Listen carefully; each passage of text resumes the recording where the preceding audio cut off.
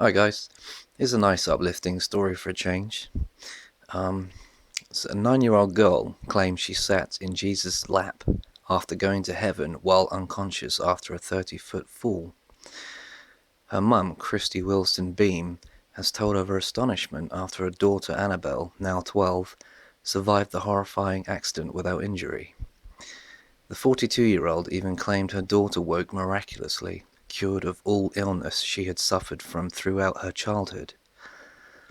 For the first time in her life, she can eat solid food, and her mother thinks her brush with Jesus is the reason why.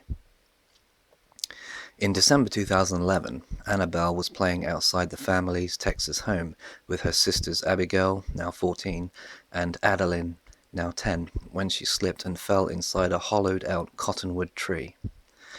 Mrs. Wilson Beam said she hit her head 3 times on the way down, and this is consistent with the findings of an MRI scan. With the facts in front of me now, I see it all with sickening clarity, she said. Sometimes at night it replays in my head, a dark twist on Alice tumbling down the rabbit hole. An emergency fire crew managed to harness Annabelle to safety, and she was rushed to Cook Children's Hospital in Fort Worth in a helicopter. Fearing the worst, medics prepped brain and spinal injury teams to stand by for Annabelle's arrival, but incredibly, she survived without a scratch. Doctors told her relieved parents, I guess someone out there was looking out for her. Other than a possible concussion and some superficial bumps and bruises, she doesn't appear to have been injured at all.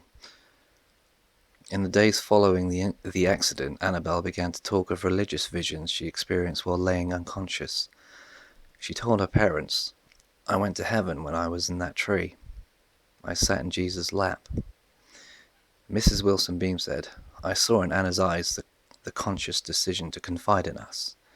There was no drama. She wasn't playing either. This wasn't like one of her long spun-out recaps of a funny dream or movie she'd seen. She'd been through enough real drama in her short life. She had no interest in melodrama. She described some of what she'd experienced while inside the tree. How the gates of heaven are made of gold. How Jesus told her it wasn't her time. Initially, Mrs. Wilson Beam was concerned that Annabelle was indicating a head injury, but MRI and CT scans revealed she had not sustained one.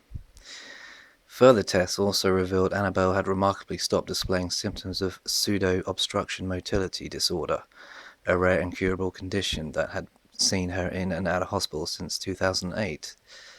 Doctors advised she could begin to come off the antibiotics she had been taking for years. Instead of taking 10 different types of medication throughout the day, she only needed 3 now, and the painkillers that were prescribed as and when she needed them were not required at all. Previously, Annabelle's medication meant she had to have a liquid diet or stick to soft, bland food, but now she can happily tuck into pizzas and McDonald's Happy Meals.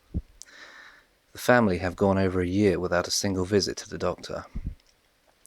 Mr. Beam said, I can't explain what happened to her physically while she was in that tree. All I have to go on is the radiological data and the medical records from before and after. The proof is in the pudding. She wasn't well before, and now she is. All I know beyond that is that she believes she went to heaven, and I believe her when she tells me she believes it. Annabelle talked of seeing a guardian angel as she came to. She said, I started to wake up in the tree, and I could hear the firemen's voices, and I saw an angel that looked very much like a fairy. And God winked at me through the body of the angel, and what he was saying to me was, I'm going to leave you now, and everything is going to be okay. And then the angel stayed with me the entire time, shining a light so I could see. We didn't talk, we just sat together peacefully. When asked what Jesus looked like, Annabelle said he had a beautiful long white robe, dark skin, and a big beard, kind of like Santa Claus, but not really. She also spoke of seeing Mimi, her great-grandmother, who died in 2010 after surgery on a blocked intestine. Wow. There you go, guys and gals. Straight from the mouth of babes. Are you a believer now? Leave your comments below. Subscribe if you want. Thank you. Bye.